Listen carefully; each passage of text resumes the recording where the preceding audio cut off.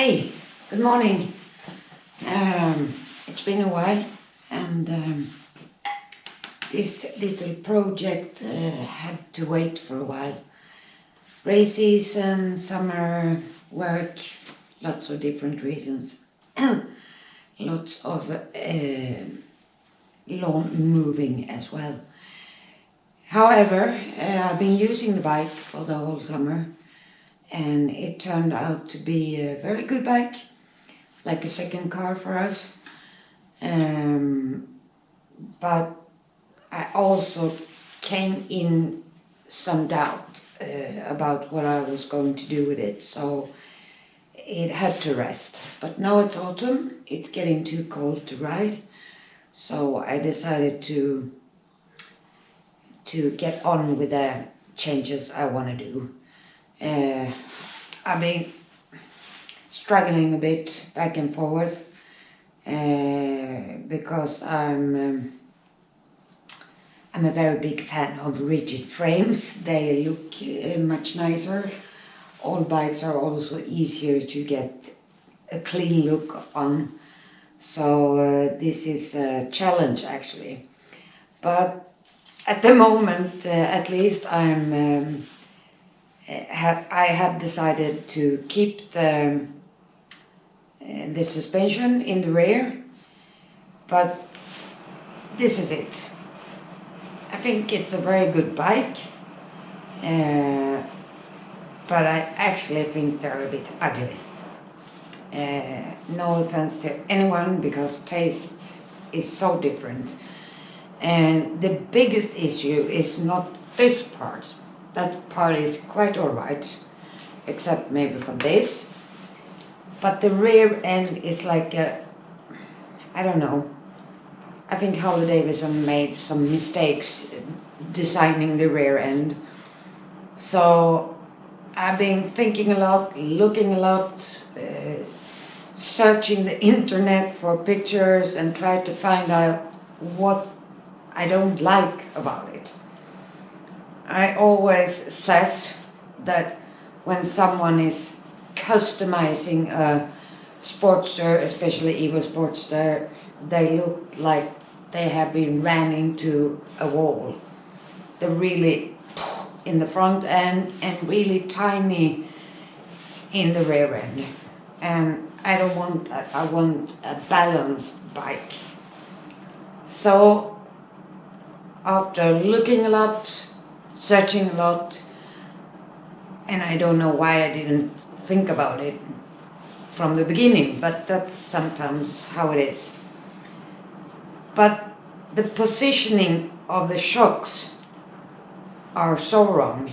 If you look on the swing arm, so what we, because I need help welding and such a things. Cut I can do myself.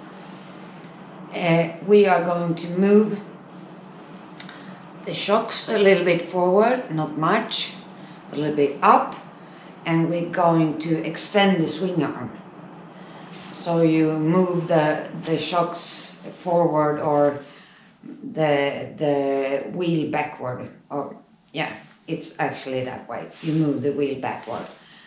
And I tried to find some information of other guys doing it, and I found one who actually did a great job. So thank you for that. That's my inspiration in this change of the bike. And they also did some cool other stuff, but I will say that for later.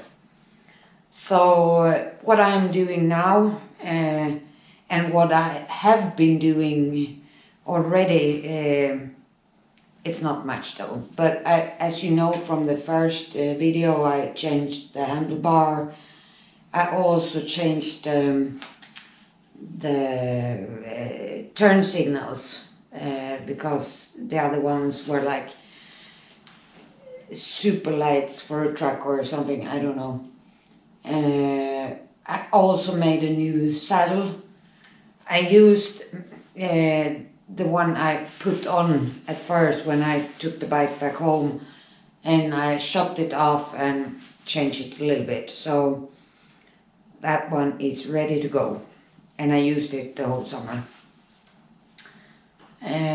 Except for that, now I'm at the moment that I'm tearing everything apart so we can actually go ahead and exchange or extend the swing arm. But there are some issues we have to consider doing it.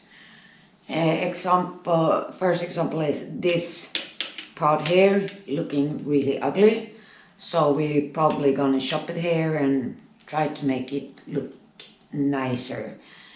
But the biggest issue, except for you need to use a longer chain or extend the chain you have, it's the rear brake that gives me a little bit of thinking. So what I will show you. What I've decided to do is that, let me see if you can see this. This is how it looks now, and since we're moving the shocks forward or the rear axle backwards, sort of, there won't be enough space. So what I'm going to do is I'm going to use a technique we have on all our race bikes. I will show you. This is how we solved it, and that's probably gonna be a solution for the Sportster as well. So I will get back to you so you can see me. Yeah, that's where we're at the moment. But my basic idea of the bike is that I want a good, easy handled bike for road trips. This is not going to be a race bike, not a hooligan or whatever. And it's not a shopper. And it's never going to be a shopper. But there are some features from a shopper I really love. And that's the CC bar, because it's such a good way packing. You get all your packing in the center of the bike, which gives you good balance when riding it. You also have a backrest, which is so nice when you travel far and sit on the bike for many hours. So that's some things I need to consider how to solve. The saddle I made gave me some rest in the lower back, because that's really nice to have. Other things I don't like about this bike is these huge things on the bars. So it's only 3 buttons, so I will probably try to make some of my own again. I used to have a Ironhead Sportster, which I had grips from ESR, a Swedish company who make aluminum grips and brake cylinders and everything, and they are so smooth and so good quality. But what we did our own button holders, or sort of. So that's probably what we are going to do for this one as well, because there's lots of electronic stuff I don't want to mess with, because I don't know what I'm doing on that part. So that's it for now. So if you want to see what's going on with this one, because now it's going to be more intense with the work of this bike, stay tuned, subscribe and like, comment and ask questions wherever.